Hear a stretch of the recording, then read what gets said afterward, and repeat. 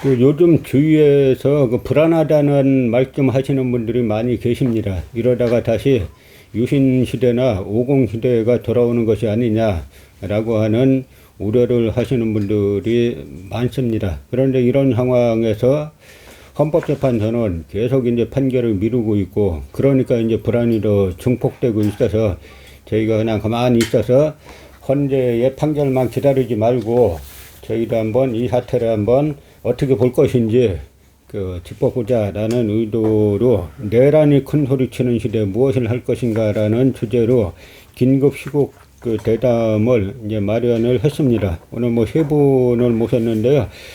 그 전 법률구조공단 사무총장이셨던 금병태 변호사님 모셨습니다. 네, 안녕하십니까. 그다음에 이명진 경희대 교수님이신데요. 그 동학학회 회장이시기도 합니다. 예, 반갑습니다. 그다음에 최자영 교수님은 우리나라에서 이제 그 직접 민주주의를 아주 강조하시는 분이신데요. 그 그리스에서 이제 국내에서 이제 박사학위 수료를 하시고 그리스에 가셔가지고 뭐 역사와 그다음에 역사학으로 박사학위 받으시고 또 이제 의학 박사도 받으신 아주 특이한 분이시죠. 최자영 교수님 모셨습니다. 네, 감사합니다. 얼마 전에 스웨덴 예테보리 대학교의 민주주의 다양성 연구소에서 한국을 자유민주주의 체제에서 선거민주주의로 이제 하향했다는 소식이 전해졌습니다. 그리고 그 이코노미스트 부설 연구소에서 1년 사이에 한국의 민주주의 수준을 완전한 민주주의에서 결함 있는 민주주의로 10계단 추락을 시켰죠. 그래서 K한류로 아주 전 세계에서 뻗어나가던 이 대한민국이 12.3 비상계엄이라는 이름의 내란 이후로 나라가 완전히 망국의 길로 이제 접어들게 되지 않았는가, 뭐 이런 생각들을 합니다. 사실 그 외환만 제가 잠깐 살펴봤는데, 외환을 살펴보면 그 쿠데타 이전에는 그 원화하고 달러 환율이 뭐 1,410원쯤 갔었어요, 대략. 그러다가 쿠데타 일어난 날 가니까 그 1,440원 정도로 아주 급등을 했죠. 그러다가 국회에서 이 비상계엄을 해제하니까 뭐 1,420원대로 주저앉았다가 그 다음에 헌재가 계속 판결 안 하고 이러고 있으니까 1,400 지금 70원 80원 거의 1,500원까지 간다는 이야기들을 하고 있죠. 그러니까 지금 모든 경제지표나 뭐 이런 것들도 12.3 비상계엄 사태를 빨리 법적으로 종식시켜야 하는데 그런 의무가 있는 사람들이 이런 걸 안 하고 있죠. 그리고 2025년 5월 18일 MBC 보도를 보면은 육군 2군단에서 종이관을 갖다가 3,000개를 지금 주문했다라고 하지 않습니까? 그런데 요번 비상계엄에 내란의 그 주모자였던 노상원의 수첩을 보면은 A급 수거대상, 그리고 이 수거대상들을 뭐 배 타고 가다가 수장시킨다, 막 이제 이런 이야기들도 있고, 뭐 죽인다 하는 이야기들도 있고, 이게 마치 우리가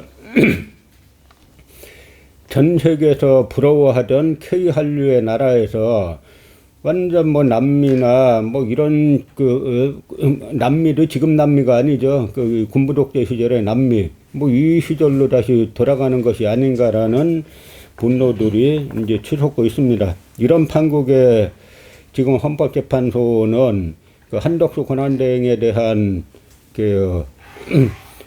탄핵 판결에서 헌법도 위배했고 법률도 위배했는데 파면 안 된다라고 하는 뭐 말로 설명할 수 없는 그 이상한 판결들을 내리고 있고, 그리고 내란 현직 대통령이 유일하게 기소될 수 있는 죄가 외환죄하고 내란죄인데 내란죄 수괴로 구속돼 있는 인물을 갖다가 지규현 판사라는 사람이 그냥 풀어주고, 그러면 내란 수괴는 갇혀 있는데 그 내란에 이리저리 동조 조금 했던 군 장성들이나 경찰 간부들은 지금 다 감옥에 있지 않습니까? 이게 도대체 말이 되냐 하는 이야기죠. 거기다가 또 전 국민들이 법원의 체포영장을 들고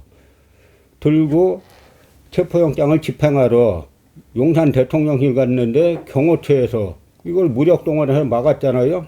그런데 그렇게 막은 인물을 갖다가 또 이 경호차장하고 이 경호본부장을 갖다가 또 구속영장을 기각시키고 이게 도대체 정상국가에서 일어나는 일인가라는 여러 이 상황들이 이제 발생을 해가지고 이제 우리라도 제대로 정신을 좀 차리고 이 사태를 봐야 되겠다라고 하는 그 생각에서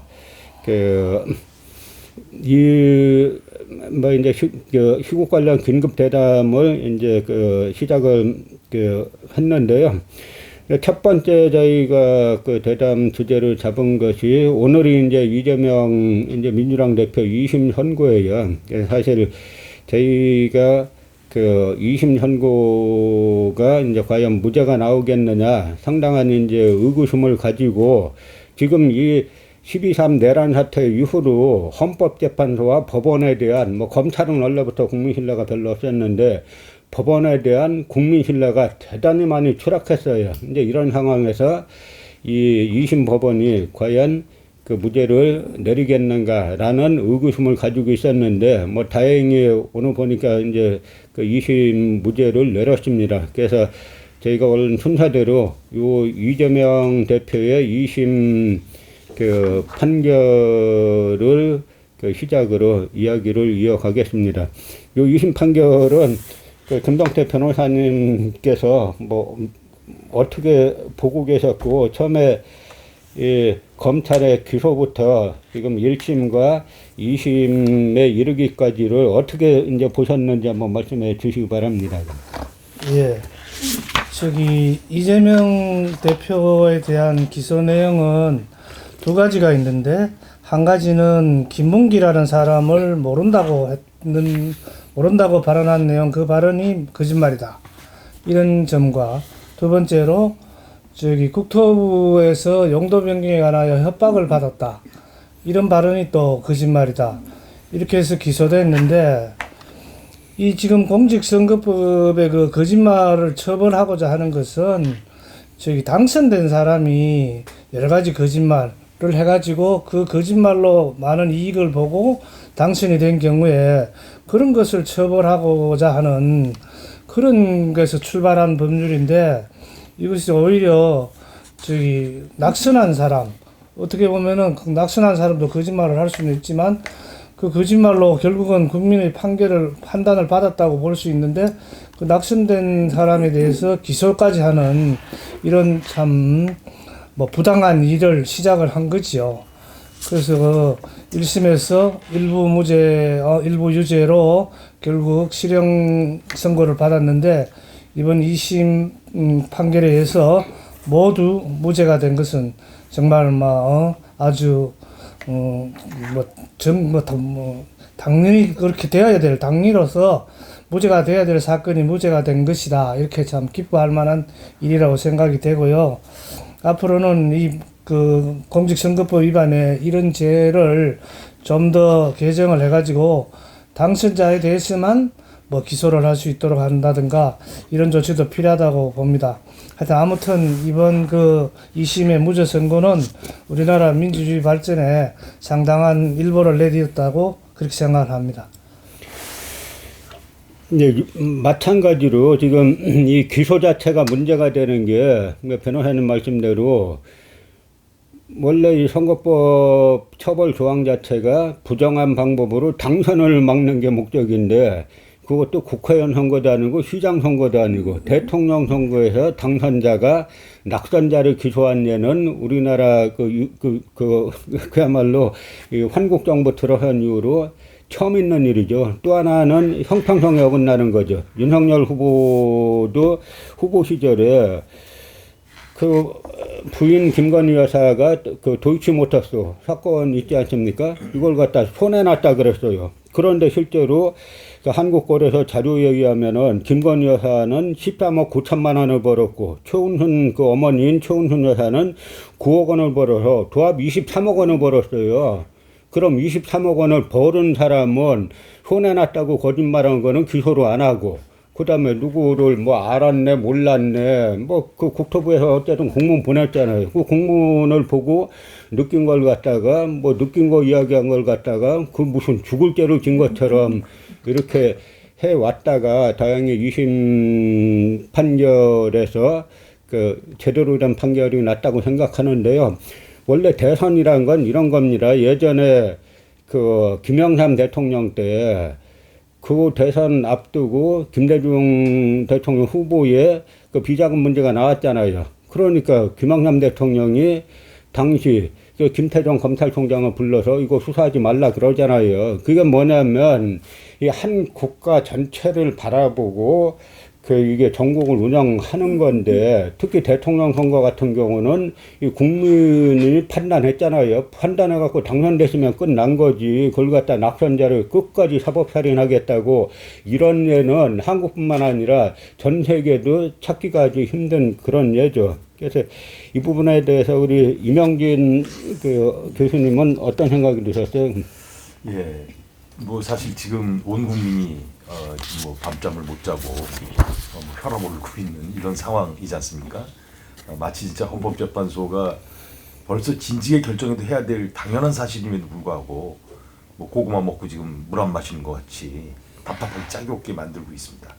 나라는 점점 나락을 떨어지고 있는 이런 상황 속에서 그래도 지금 잠시 우리가 여기 오기 전에 잠시나마라도 그렇게 속 시원한 소식이 딱 들리니까 이 소식은 뭐 이재명 대표를 지지하느냐 안 지지하느냐를 떠나서 상식적으로 놓고 보더라도 도저히 뭐 지금 우리 이덕일 소장님도 말씀하셨고 우리 금 변호사님도 말씀하셨듯이 상식적으로 다 이해가 안 되는 기소건이었거든요. 그런데 이걸 갖다 이렇게 그 사법부에서 이제 이렇게 무죄로 다 했다는 것은 그나마 이 한 줄기 정말 빛 같은 그런 소식인 것 같아요. 지금 사실 한국은 굉장히 위기입니다. 시작할 때 우리 이덕일 소장님께서 말씀하셨듯이 이 예태보리 대학의 민주주의 다양성 연구소 사실 그 기구는 세계적으로 다 권위를 인정받고 있는 전 세계의 민주주의의 지수를 이렇게 표시해 갖고 어느 정도 위치냐 이 나라가 어느 정도 민주주의가 있느냐를 그 이렇게 발표하는 어떻게 보면 이제 가장 공인받고 있는 그런 기구라고 볼 수 있습니다. 그런데 이제 그 기구에 작년까지 우리가 그래도 자유민주주의 국가군에 있었어요. 그런데 이제 올해는 선거민주주의 군으로 이제 하향을 했거든요. 이것은 그 자유민주주의 국가에 있었다 하더라도 윤석열 정부 들어서는 이제 독재화가 진행되는 국가로다가 이제 지정이 됐어요. 그런데 이제 올해는 아마 이제 작년 그 비상계엄을 계기로 다 이렇게 된 것 같은데 여전히 독재화가 진행되는 국가로다 지정이 됐습니다. 그러니까 선거민주주의 국가라는 것은 뭐 민주주의를 한다는 것이 중요한 게 아니라 선거만 민주주의 한다는 거예요. 그거는 의미가. 그러니까 무엇보다도 지금 전 세계가 다 그 우려하고 있는 것은 행정국가의 비대화지 않습니까? 그래서 행정부를 어떻게 견제하느냐. 뭐 가장 대표적으로 견제할 수 있는 기관이 이제 사법부하고 입법부인데 특히 이제 입법부가 견제 기능을 이제 확실하게 할 때 그런 나라가 자유민주주의 국가로 못을 박는 것인데 우리는 이제 선거민주주의가 넘어왔기 때문에 말 그대로 진짜 입법부가 행정부를 견제하기 못하는 그래서 선거만 그냥 이렇게 껍데기만 있는 그런 국가로 다 전락했다는 거거든요. 그리고 그 아래 또 영국 시사 저널인 이코노미스트에서 발표하는 저 민주주의에 대한 척도 여기서도 또 우리나라는 이 완전한 민주주의 국가에서 결함 있는 민주주의 국가로다가 떨어졌어요. 이것도 굉장히 또 심각하게 받아들여야 되는 거거든요. 1년 만에 이렇게 떨어졌다는 거는 작년까지만 해도 22위에 있다가 올해 이제 32위로 다 떨어졌단 말이에요. 이거는 전 세계가 한국을 어떻게 보고 있느냐의 바로미터거든요. 그래서 이런 걸 좀 더 심각하게 생각하고 앞으로 헌법재판소도 그렇고 남아있는 그 수순이 좀 원만하게 잘 진행돼서 다시 하루빨리 우리가 민주주의의 그 진짜 과거 같은 민주주의 국가로다가 빨리 회복되길 바랍니다. 예. 그 이명진 교수님은 지금 윤석열 대통령이 12.3 비상계엄을 하면서 내세운 명분 중에 하나가 부정선거론이잖아요. 그 부정선거론에 대해서는 어떻게 판단하세요? 아니 그건 말이 안 되는 게 부정선거라는 게 아니 자기들이 집권해서 자기들이 주도하에 선거를 치렀어요. 그리고 또 자기들이 뭐 하자 있다 그러면 자기들이 조사 얼마든지 할 수 있는 거예요. 그런데 거기를 엉뚱하게 중국을 대입시켜 갖고 중국 간첩이 들어왔다는 등 말이야. 뭐 이 조작이 됐다는 등. 뭐 말도 안 되는 그런 심지어 자기 친구를 선관위 사무총장을 세워놓고 그 친구까지도 윤 대통령 친구 아닙니까? 그 사람까지도 부정 없었다라고 몇 차례 걸쳐서 얘기했음에도 불구하고 아직도 그런 무지몽매한 생각에 젖어갖고 이 선관위를 갖다 뭐 조사해야 된다는 등 뭐 선관위 부정을 다시 봐야 된다는 등 그런 뭐 말도 안 되는 논리를 가지고선 지금 이 내란의 그 원인으로 삼았단 말이에요. 있을 수 없는 얘기거든요. 이런 건 정말 자가당착도 이런 자가당착이 없다. 저는 아이가 이렇게 봅니다. 이게 선거 실무를 조금만 알면은 뭐 선관위 서버 확보하러 갔다는데 그 선관위 서버란 건 뭐냐면 각 지역에서 올린 집계해가지고 각 지역에서 투표소를 갖다가 각 후보가 파견한 참관인이 다 확인하지 않습니까? 그 다 확인해가지고 뭐 후보가 3명이면 3명이 다 3명의 참관인이 다 합의한 표를 계산해서 선관위에 보고하는 거예요. 보고했는데 여기에서 올린 그 보고와 선관위 서버 내용이 중앙이 다르면은 바로 누가 가만히 있겠어요. 그러니까 이건 초등학교 반장 선거에서도 있을 수 없는 걸 갖다가 이런 걸 믿는 사람이 대통령이 되고 그다음에 그걸 마치 사실인 것처럼 이 떠드는 사람들이 황교안 국무총리 검사하다가 국무총리까지 되고 또 다들 뭐 그 언론사 간부했던 사람 뭐 이런 사람들이니까 이게 지금 한국의 세칭 말하는 상부 구조가 얼마나 지금 문제 많은 사람들로 구성되어 있나, 특히 구구 이쪽 세력들이 얼마나 문제 많은가를 잘 보여주는 사례가 하나가 부정선거론이라고 말할 수 있습니다. 우리 최재형 교수님은 이재명 대표 2심 무죄 판결을 어떻게 보고 계세요? 예. 그게 너무나 상식적인 판결인데 지금까지 너무 어거지로 막 이렇게 그 일을 끌고 와서 저희들이 그 우리나라 사법 체제에 대한 하나의 반성의 기회가 될 수 있었다 이렇게 긍정적으로 생각합니다. 이렇게도 할 수 있는 거구나. 그 여러 가지가 그 증명이 돼도 압수수색 한 번 안 하는 사람이 있는데 10년만 원 뭐 그것도 집앞값은 지가 냈다고 하는데 그걸 가지고 300 몇 회인가 뭐 압수수색했다고 하니까 그래서 이게 앞으로 대대손손 귀감이 될 것 같다. 그러니까 저희들이 곤혹스러웠지만 이게 굉장한 하나의 사례가 될 것 같다 이렇게 생각합니다. 저희가 사실은 여기 계신 분들이 전부 다 그동안 정치적 중립을 견지했던 분들이에요. 어떤 특정 정당 뭐 이제 그런 뭐를 이제 했던 분들이 아니고요. 그래서 한 사례를 들면은 16대 대선 때 그 당시 찻대기란 말 유행했잖아요.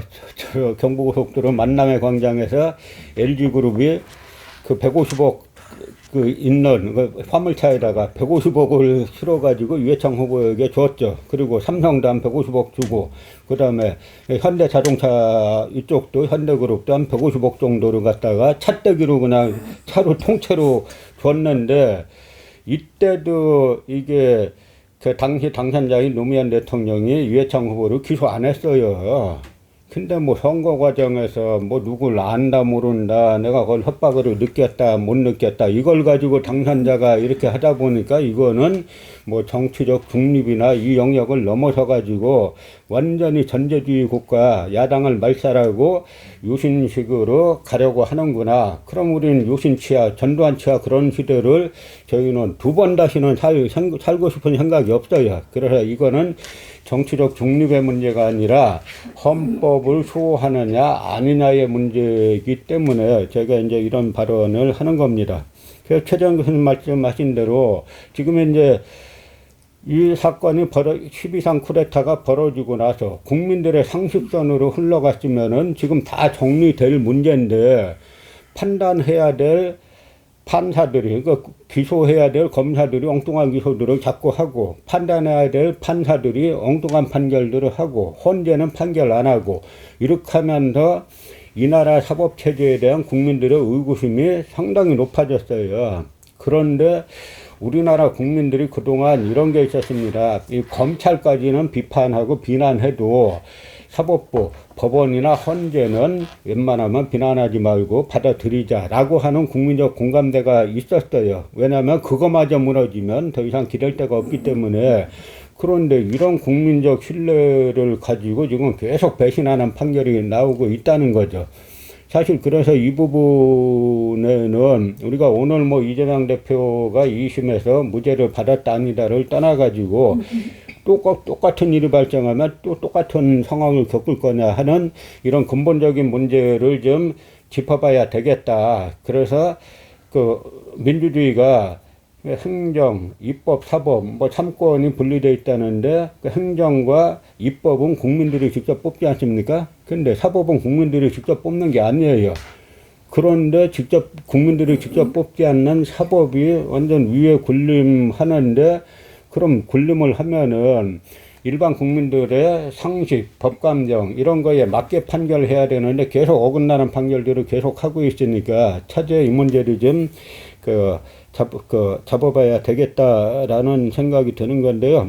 그 두 번째로 이제 헌법재판소 문제를 한번 짚어보면서 엊그제 이제 한덕수 대행 탄핵 부결을 했잖아요. 그런데 저는 그 전에 저한테도 여러분들이 뭐 지방에서도 저는 법률가가 아닌데도 정치가도 아니고 하는데도 제가 역사학자인데도 뭐 왜 그렇게 생각하시는지 몰라도 제가 뭐 시국을 좀 잘 안다고 판단하시는지 저한테 전화가 많이 왔어요. 그 한덕수 판결 어떻게 될 것 같냐. 그래서 저는 한덕수는 파면될 겁니다. 왜 그렇게 생각하냐. 그래서 헌법 위반이 명확하지 않습니까? 헌법을 위반했는데 어떻게 파면 안 하겠습니까? 라고 했더니 그러냐라고 안심했는데 제가 헌재 판결문을 보고 기가 막혀서 말이 안 나오는 거예요. 헌재 판결문이 뭡니까? 한덕수는 헌법 제66조하고 제111조 그리고 국가공무원법 56조 등을 위반했다. 그 헌법 66조가 뭐냐면 그쪽 조항 찾아보니까 행정권은 대통령을 수반으로 하는 정부에 속한다. 그러니까 이 행정부만 관할하라는 게 대통령은. 그 다음에 헌법 111조는 그 재판관 중 3인은 국회에서 선출한다.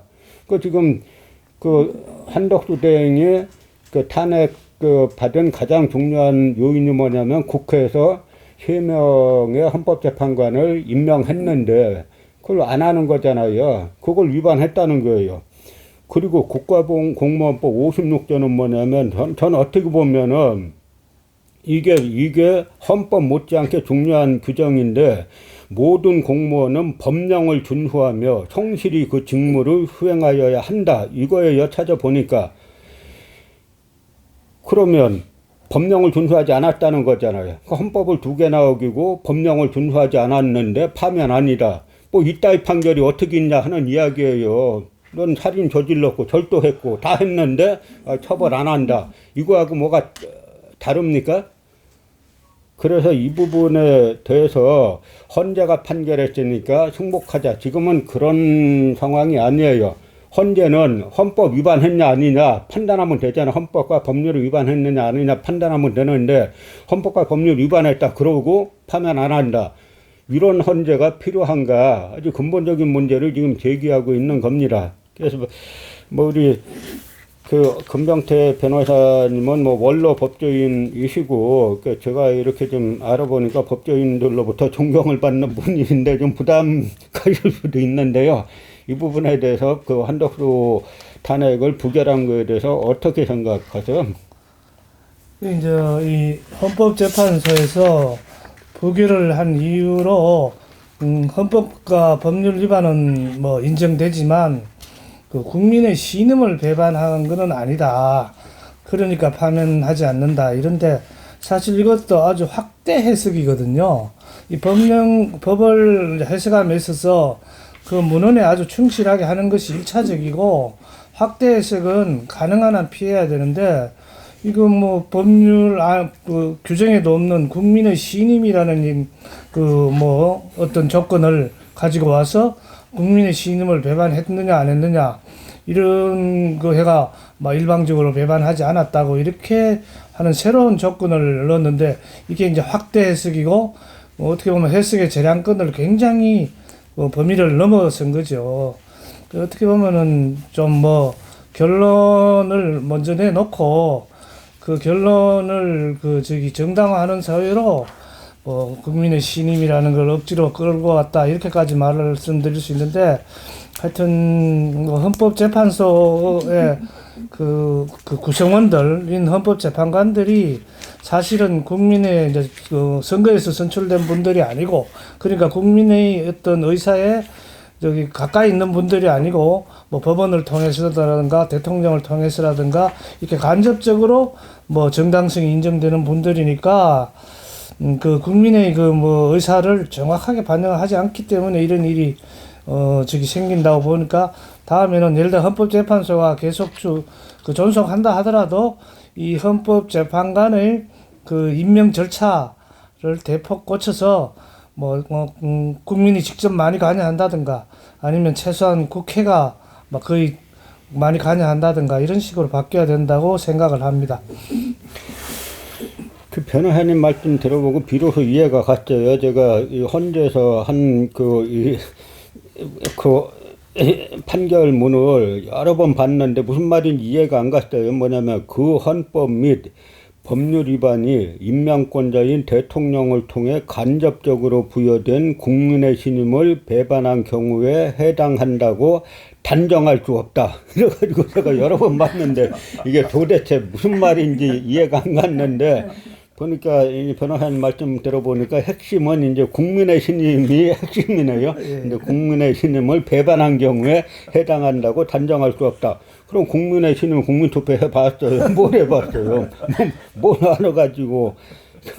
근데 이명진 교수님 어떻게 생각하세요, 이 부분?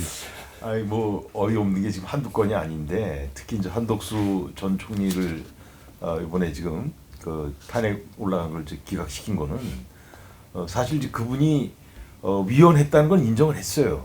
헌법재판관 임명을 안 한 것이 위헌이다라고 해서 그건 인정을 했지만 그게 이 탄핵될 사유까지는 그럴 만한 죄까지는 아니다라고 했기 때문에 이번에 이제 기각이 된 건데 근데 어이가 없는 게 그 또 이제 거기 헌재 사이가 뭐 그 5대 2대 1인가요? 뭐 이렇게 해서 이제 기각이 됐잖아요. 근데 그 김복형이라는 또 헌법재판관, 그 여성 재판관이 또 얘기하잖아요.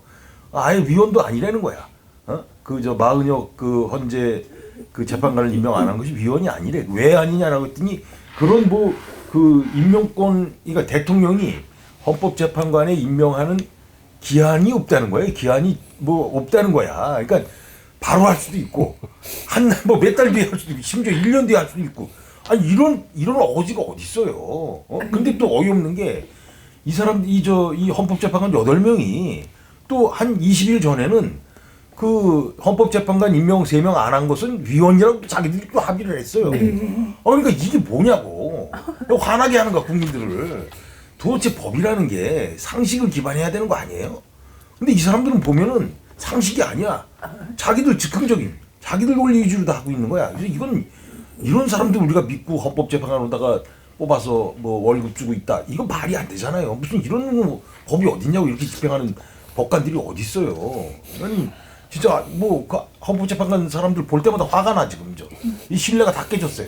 최재한 교수님은 어떤 생각 드세요? 이게 한덕수 권한대행 탄핵을 이제 파면 안 시켰잖아요. 위원이라고 그러면서. 그러니까 간단하게 생각하면 지금도 마은혁 그 재판관 임명하지 않고 있잖아요. 그러면 그 헌법재판관 김복형의 논리에 따르면 앞으로 계속 임명 안 해도 여기 탄핵감도 안 되는 거예요. 그래서 이것은 한덕수를 떠나서 김복형 자체를 지금 그 윤석열 탄핵과 무관하게 이것은 완전히 국민의 기본권을 헌법재판관으로 앉아가지고 침해하는 것이기 때문에 바로 탄핵해야 된다고 저는 생각합니다.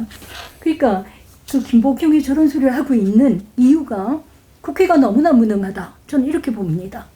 말이 안 되는 것이죠. 저는 이게 결국 윤석열 복귀 시나리오를 가지고 간 게 아니냐. 그 한덕수나 최상목이나 그럼 그러니까 헌재도 마찬가지고요. 그러면은 이 국회목의 3명을 임명 안 해도 된다. 그러면 그 빼면은 몇 명이에요? 11명이잖아요. 그럼 윤석열을 파면하려면 11명 전원이 찬성해야 되는데 그러면 1명만 반대하면 윤석열은 복귀하는 거잖아요. 그럼 그 3명을 임명 안 했는데 그 그 해명 임명 안 한 거 위헌이라고 해놓고 나서 위헌 행위를 했는데 파면하면 안 된다. 그럼 결국 이 헌재도 결국 윤석열을 그 복귀시킬 생각도 있는 게 아니냐. 그래서 저는 그 헌재가 8대 0으로 마은혁 이 재판관이 들어오면 9대 0으로 윤석열을 파면시키리라고 봤는데, 이거 한국 조만간에 이렇게 하다간 다시 민중항쟁 내란식으로 들어가는 게 아니라, 그 한덕수, 최상모, 국민의힘, 그 다음에 이 헌법재판소 이 사람들 때문에. 그래서 웬만하면 그렇게 분노하지 않는데 너무 이제 저뿐만 아니라 너무 화가 난 사람들이 많아요. 차제에 뭐 화가 나는데 끝나는 게 아니라 이제는 우리 사회 암적인 존재가 다 드러났잖아요, 이제는. 그래서 이 문제를 갖다가 확실하게 다음번엔 바로 잡아야 되는데, 여기엔 우리가 문재인 정권의 실정을 이야기하지 않을 수가 없어요. 촛불혁명으로 당선되고 나서 한 거 아무것도 없이 하다 보니까 지금 이런 사태가 발생했고, 그 당시 이제 촛불 들었던 사람들이 잘 하겠거니 해가지고 민주당에 그냥 밀어줬는데 아무 한 거 없잖아요. 그럼 또 그럴 거냐? 이건 그러면 안 된다는 거죠. 이게 뭐 민주당이 됐든 오늘 무죄 선고받은 이재명 대표가 됐든 또 대통령 되고 난 다음에 자기들끼리 이렇게 하다 똑같은 사회 또 만들면은, 이 촛불 시민들이 한 번 속았잖아요. 근데 이번에 또 속으면은, 한 번 속으면은 속인 사람이 나쁘지만 두 번 속으면 속은 사람도 나쁜 거예요. 그래서 이번에 이걸 갖다 확실히 이제 그 헌재도 바로잡아야 되고 법원도 그렇다는 게 그런 생각이 들던데, 이제 헌법재판소가 계속 존재해야 되는지, 이 부분은 이제 최재형 교수님의 직접민주주의 연구를 많이 하셨잖아요. 그래서 각국의 사례, 특히 이제 미국 같은 경우 헌재 자체가 없고 독일에 비슷한 뭐가 있는데, 아마 87년도 그 개헌 때 아마 김대중 대통령이나 김영삼 대통령 이런 분들이 이제 헌법을 지키라는 목적으로 헌재를 헌법에 집어넣어놨는데, 독일식을 많이 이제 벤치마킹 했다라고 하는데, 그 부분에 대해서 한번 최재형 교수님이 한번 헌재를 어떻게 해야 되는지 한번 말씀해 주세요. 87년 헌법에서 헌법재판소가 만들어졌는데, 근데 그걸 독일 거를 모방을 했다, 이렇게 떠벌리는 거예요. 그런데 그 기능을 보면 독일 헌법재판소와는 반대로 기능하고 있다, 이런 말씀을 먼저 드리는데요. 우선 독일을 얘기하자면 독일의 헌법재판소는 연방헌법재판소가 있고 각 주 26개의 주가 있는데요. 근데 이 주마다 헌법재판소가 다 있어요. 그 이유가 뭐냐면 각 주마다 법이 다르기 때문에. 그래서 그거를 체제라는 뜻에서 우리가 주법이라고도 얘기하지만 헌법입니다.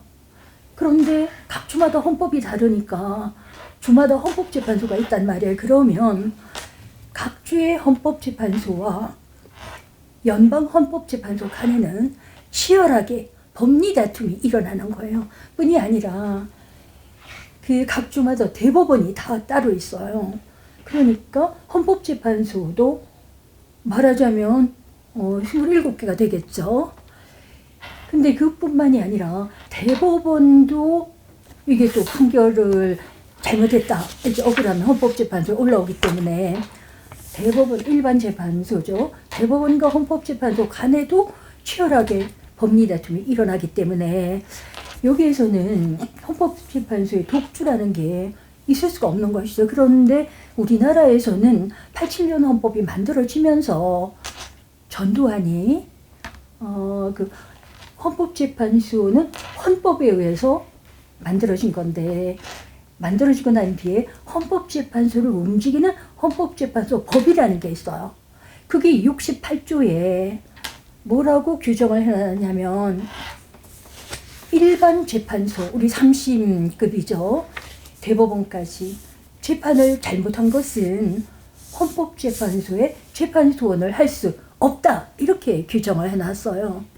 그러니까 그 기본권의 침해, 국가 권력에 의한 기본권의 침해가 가장 많이 일어나는 곳이 재판인데, 이 그 대법원까지 재판을 헌법재판소에서 감독하지 않겠다, 이렇게 천명한 것이 헌법재판소법 제68조입니다. 그래서 그 뒤에 이게 위헌이라고 몇 번이나 위헌 소원이 있었어요. 그때마다 헌법재판소에서는 위헌 아니다 이렇게 얘기를 했어요.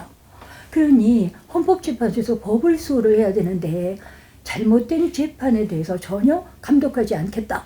이렇게 헌법재판소가 만들어지면서 천명을 했기 때문에 이 법원의 그 재판, 잘못된 재판, 비리라는 건 하늘 높은 줄을 모른다. 이렇게 얘기할 수가 있겠고, 그 다음에 또 한 가지가 뭐냐면 헌법재판소가 법을 수호해야 되는데, 그런데 그거를 떠나서 정치에 오리발을 걸치고 있다.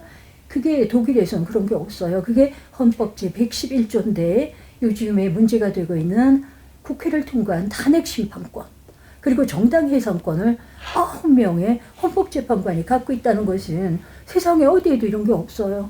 독일 헌법재판소는 그런 게 있을 수가 없다는 말씀을 드립니다. 우선 독일에 대해서 말씀을 드렸고요. 그 최재한 교수님 말씀을 들어보면 뭐 독일은 주마다 헌법재판소가 있고 중앙에 연방헌법재판소가 있는데 그 주요 기능은 그동안 이 법원의 판결에 불복할 경우 이걸 갖다가 재심해달라고 하면 재심이 가능하다는 건데 우리나라는 법원에서 판결하면 아무 1심, 2심, 3심에서 법원에서 판결하면 아무 구제수단이 이제 없는 거잖아요. 그래서 성격이 다르다는 말씀인데 아마 우리나라 국민들 중에 그런 사실 알고 있는 분은 거의 없을 것 같아요. 우리 전문가이신 금병태 변호사님은 최재한 교수님 말씀이나 독일 경우를 어떻게 판단하고 계세요? 예, 그 독일의 헌법재판소가 위법 법률 심사 그리고 아까 말씀하시는 이제 헌법 소원에 관한 이 내용이 이제 주로 돼 있고 우리나라는 거기다가 탄핵 심판, 정당 해산 심판 뭐 이런 게 이제 더 들어간 건데 사실 탄핵 심판이나 정당 해산 심판 같은 것은 상당히 고도의 정치적 행위의 결과물이거든요. 탄핵이라는 게 거의 다 국회를 거쳐가 봐야 되고 정당 해산도 뭐 상대 정당에서 하는 경우가 많기 때문에 아주 정치적인 건데 이런 것을 심판하는 분들은 어떻게 보면 그 사법부 출신인 이제 비정치적인 판사들로만 이루어져 있어가지고 뭐 전문가 영역도 아니에요. 탄핵 심판이나 정당 해산 심판은 굉장히 정치적인 영역이고 입법부에 관련된 영역인데 이러한 권한까지 갖고 있고 그게 가장 중요하다 보니까 이 기능을 가지고 헌법재판소가 국회보다도 더 우위에서는 이런 결과가 됐는데 이번에 지금 헌법재판소의 지금 과정을 보면 그 어려운 사실 대통령의 탄핵 결정이라는 거는 굉장히 큰 결정인데 이 큰 결정의 무게에 너무 짓눌려 있는 게 아닌가. 자기들이 감당할 수도 없는 권한을 지금 뭐 행사하려 하다 보니까 어떻게 보면 주춤된다 할까 이런 양상까지 지금 보여주고 있는 것이 참 뭐 안타깝기도 합니다. 그 이제 독일에 없는 탄핵 심판이 들어간 이유가 저기 의원 내각제를 행하는 국가에는 탄핵 심판이 필요가 없어요. 의원 내각제에서는 뭐 수상을 바로 뭐 교체를 하면 국회 결의에서 그 수상을 바로 바꿀 수가 있으니까 그런 나라에서는 뭐 수상이나 장관에 대한 뭐 탄핵을 할 필요가 없죠. 우리나라는 그 비슷한 걸로 이제 뭐 국무위원 그 장관에 대한 해임 건의권이라는 게 있는데 이 해임 건의를 했는 것을 윤석열 정부에서 하나도 받아준 게 없어요. 이게 뭐 임의조항이다 이래가지고 거기 따라야 될 의무가 없다. 사실 그 전까지 그 권위주의 정부에서도 국무위에 대한 해임 건의가 의결이 되면 그걸 다 받아줬어요. 그 박정희 대통령 같은 그런 이제 전제적 대통령도 그 뭐 입법하던 걸 일으키면서 그 뭐 유명한 사건도 있습니다만은 그 장관은 해임하고 그걸 주도했던 여당의 이제 간부들을 뭐 어떻게 뭐 응징하는 이런 걸 보여줬지만 하여튼 국무위원의 해임 결의 국회에서 해임 결의를 다 받아줬는데 지금 윤석열 정부에다가 해임 결의 건의권 아무런 쓸모가 없게 되고 그러니까 여기 야당에서 탄핵권을 이제 행사할 수밖에 없는 사실 탄핵이 옛날 정부 하에서는 별로 하지도 않았어요. 어려운 절차니까. 그런 식으로 하여튼 이 탄핵에 관한 것을 과연 헌법재판소가 가지고 있어야 되느냐. 그 옛날 헌법에 하면은 탄핵심판위원회라는 걸 따로 만들었어요. 탄핵을 결정하면서 탄핵심판을 그 위원회를 만드는데 거기는 물론 법률가도 들어가지만 그 국회의원도 들어가고 외부인도 들어가서 상당히 정치적으로 결정할 수 있도록 이렇게 한 그런 제도가 있는데 헌법재판소로 변하면서 완전 그 법률가들만으로 채우는 이런 게 뭐 헌법재판소의 큰 문제점이 된 것 같아요. 사실 법률가로 하면은 아까 말한 위법심사와 그 헌법소원에 관한 그 하는 데는 큰 지장이 없지만 그렇다고 해도 독일에서는 그 헌법재판관이 그 전체 한 18명인가 16명 정도를 이제 그 국회에서 의결을 하는데 상원, 하원 나눠서 의결한다고 그럽니다. 근데 거기에서 법률가들은 소위 우리나라 말로 하면 자격 있는 법관, 뭐 판사 이런 분들은 3분의 1을 넘지 못하도록 오히려 저기 그런 자격 없는 분들, 교수라든지 뭐 사회 뭐 운동가라 할까 정치가라든가 이런 분이 들어와서 보다 더 국민의 의사를 저기 뭐 존중될 수 있도록 이렇게 하는 거에 비하면 우리나라 헌법재판소는 너무나 폐쇄적으로 운영되는 그런 면이 있다. 뭐 이렇게 해서 여러 가지 하여튼 문제점이 있으니까 앞으로 기회가 있으면은 많이 개정돼야 된다고 봅니다.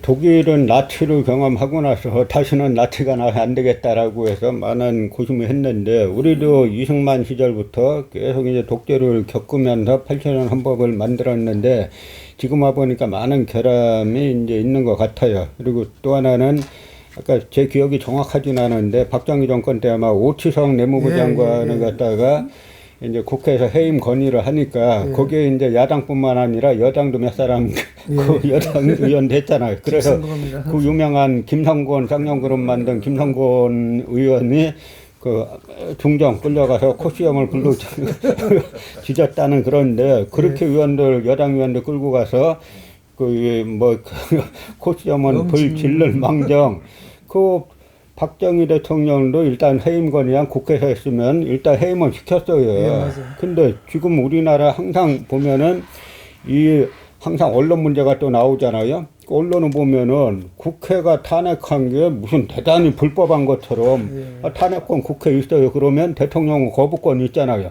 그럼 거부권을 계속 행사한 거에 대해서는 비판 안 하고 국회가 30번 요즘 보니까 국회가 30번 탄핵했다는데 대통령은 40번 거부권을 했어요.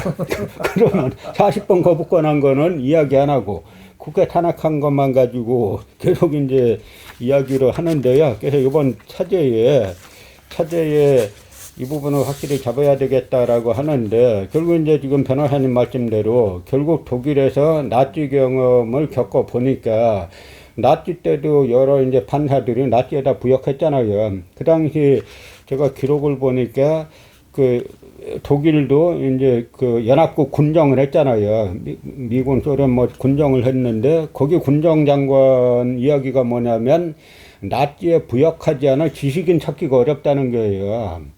그러니까 아마 이 지식인이나 이런 전문가보다는 이 헌법재판소도 3분의 1 이하만 법관을 하고 나머지는 일반 이제 법 지식이 어느 정도 있는 상식적인 일반 국민들로 채우지 않았나 그런 생각 드는데 이게 아주 좋은 사례라고 생각되고요.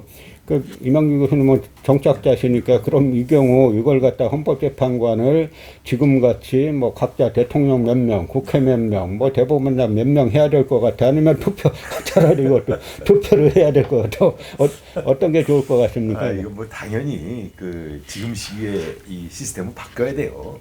이건 뭐 말 그대로 87 체제 이후 87년도 이제 6월 항쟁 결과물로다가 헌법재판소가 등장하지 않습니까? 그 이제 그 이전에 그러니까 전두환 정권이 워낙 이제 막 그 법을 무시하는 통치를 하다 보니까 이게 뭐 사법부 갖고도 한계가 많다. 헌법 유린하는 것에 대해서는 그래서 헌법 유린하는 과정에 관해서만은 헌법재판소라는 기구를 만들어서 여기서 특별히 요거를 좀 심사하는 걸로 하자라고 해서 이제 87년도에 이제 헌재가 헌법 개정되면서 그때 만들어졌는데. 쭉 오다 보니까 이제 너무 많은 허점들이 지금 드러나는 거 아닙니까? 바로 이제 지금 우리가 느끼는 것 같은 이런 허점들이 이제 너무 많이 드러나기 때문에 과연 이 사람들을 그럼 누가 임명을 했느냐? 근데 뭐 구색 맞추기보다 대통령 3명, 뭐 사법부장, 대법원장이 3명, 그리고 또 국회에서 3명 이렇게 뭐 균등하게 한다는 식으로 해놨는데 그 사람들이 그러면 다 또 법조인들이에요. 그러니까 이 법조인들은 모두가 다 이 시각이 대한민국은 사법부가 말 그대로 진짜 법과 양심에 따라서 판결한다고 하지만 사실은 그 양심이 문제잖아요. 양심은 누구나 다 달라. 아니 아마 우리나 저기 판결을 할 때 법과 자기의 양심에 따라서 판결한다는 나라는 아마 우리나라하고 일본뿐이 없는 걸로 알고 있어요. 전 세계 모든 나라가 다 양심이 아니라 상식이라고. 법과 상식에 준하는 판결한다는 것이 맞는 것인데 우리는 판사 양심에 따라서 하니까 양심이 어떻게 똑같냐고. 양심이 다 다른데. 그러니까 기준이 다 다른 거야. 지금 헌재도 마찬가지예요. 그 9명 뽑았는데 다 법조인이에요. 법조인이니까 뭐 자기들이 다 다른 생각하는 사람들이 모여 있다 보니까 여기서 뭐 이런 얘기 나올 수 있고 저런 얘기 나올 수 있고. 그러니까 이게 민주주의의 대원칙을 훼손하는 거 아니에요. 민주주의는 말 그대로 국민 주권이고 국민이 모든 주권을 가지고 있어. 그리고 그 국민의 주권을 다만 대리인들에게 행사시키는 거잖아요. 행정부는 행정부 역할을 하는 거고 입법부는 입법부 역할을 하는 거고 사법부는 사법부 역할을 하라고 한 건데 근데 국민 주권보다 더 위에 있는 거야 지금. 그러니까 자기들 마음대로 지금 하는 이런 것을 모두가 또 인정해 줘야 돼.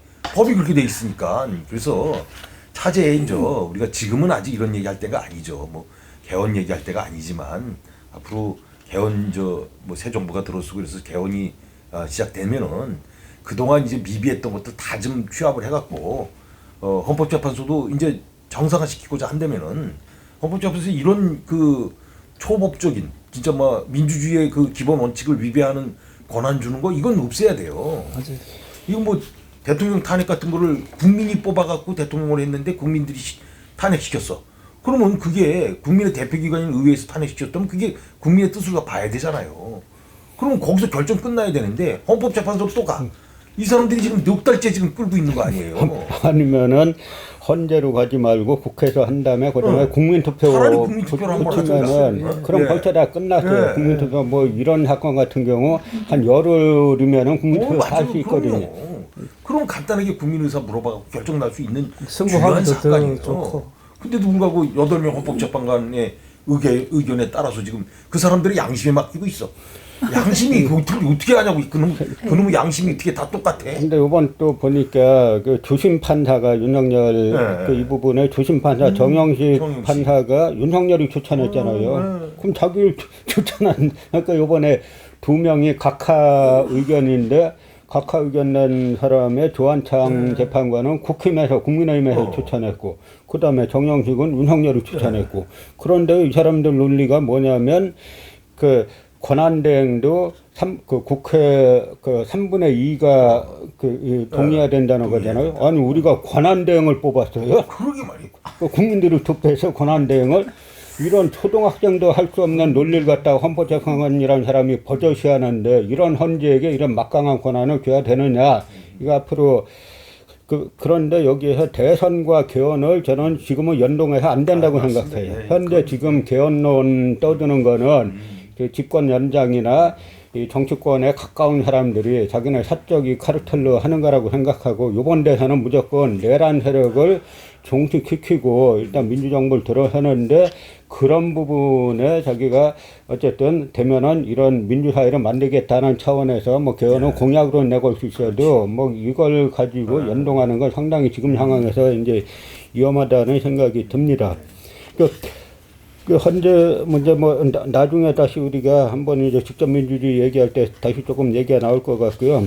그다음에 저희가 또 충격받은 게 서울중앙지법 판사 지기현이라는 사람이 윤석열을 석방하고 그다음에 서부지법 판사 허준사라는 사람이 김성훈과 이광우의 영장을 그 부결시켰는데 찾아보니까 또 이 판사 허준서 그 김성훈 이광우 이 두 사람이 법원의 영장 집행을 이 경호처를 통해서 저지하는 거를 전 국민이 다 봤잖아요. 그럼 이거는 앞으로 어떤 조폭 두목을 잡으러 가면 조폭이 행동대장이 막으면은 막으면은 그게 다를 바가 뭐가 있습니까? 그 법원에 영장을 갖다가 저지를 국가기관에서 하는 거나 이 깡패 조직이 하는 거나 다를 바가 하나 없잖아요.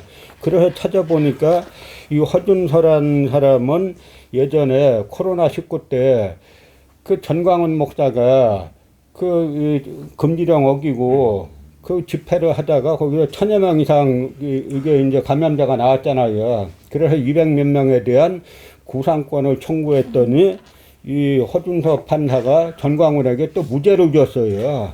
그 전부 다 보면은 다 그 1년에 맥이 있는데 앞으로 이러한 판결에도 누구도 이걸 뭐 제어 못하고 그냥 가야 되느냐. 아까 이야기대로 독일에서는 이 판결도 다시 소원을 할 수 있는데 우리나라도 이제 그런 제도가 필요하지 않느냐라는 이제 생각이 이번에 여러 건에서 이제 드는 겁니다. 뭐 가벼운 사건도 아니고 이런 어마어마한 사건을 판사 한 개인이 자기 마음대로 하는 이 체제가 계속 돼야 되느냐. 아마 전 세계에서 이 법과 국민이, 그러니까 법 운영과 국민이 완전히 배제된 나라는 한국과 일본밖에 또 없는 것 같아요. 그래서 이 부분 앞으로는 이 법원도 국민들의 의사가 제도적으로 반영될 수 있는 그런 이제 제도로 만들어야 되지 않을까 하는 생각이 드는데 이 부분에 대해서는 직접 민주주의 계속 연구하신 최재원 교수님의 어떤 생각이 드세요? 예. 이 오늘의 사태에 당해서 제가 그 헌법재판소 이런 걸 연관지어서 직접민주주의를 얘기하면 훨씬 더 생생하게 이해가 될 것 같아요. 거기에 앞서서 금방 김영진 교수님께서 법관의 양심 조항이 잘못됐다 이렇게 말씀하셔서 이거 객관적인 잣대가 없는 것이죠. 지멋대로 하겠다 이런 얘기인데 뿐이 아니라 이 사람들이 정치에까지 오리발을 내밀어가지고 이랬어요. 교수님께서 말씀하셨지만 국민의 뜻, 국민의 신임을 배반 하는지 안 하는지 그 사람들이 어떻게 그 9명이 앉아가지고 감히 국민 투표를 거친 것도 아닌데 국민의 신임을 논할 수가 있나. 지금까지 국회에서 탄핵된 사람을 모조리 기각해서 다 풀어주면서 국민들이 속이 디비지는데 근데 어떻게 해서 신임을 여기다가 얘기할 수가 있나. 그래서 저는 이게 정말 후안부치한 헌법재판관의 행위라고 생각을 하고요. 이 사람들이 지키라는 법은 수호 안 하고 김복형의 경우에 제가 잘못 읽은 게 아니라면 한독수나 세상목은 아직 탄핵이 안 됐지만 한독수가 그 헌법재판을 임명하지 않은 것은 위헌이나 위법이 아니다 이렇게 얘기를 한 거예요. 그래서 이게 도대체 헌법을 수호하는 건지 뭔지 모른다. 이제 정치에 관여를 하고 있는 것은 물론이고 그 일반 재판소를 감독하지 못하는데 독일에서는 헌법재판소에서 재판관이 재판을 잘못한 거 13% 정도 제가 잘못하는 것이 아니라면 재판관이 유죄 선고를 받아서 13% 1%만 돼도 재판관들이 겁을 내지 않겠습니까? 독일의 헌법재판소는 재판관의 잘못된 재판 13%를 형을 살리는 거예요.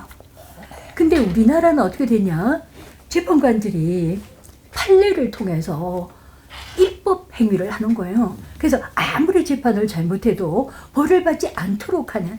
왜냐하면 재판 잘못하면 2심 가라, 2심 가면 3심 가라 이런 식으로 뺑뺑이를 돌리는 거예요.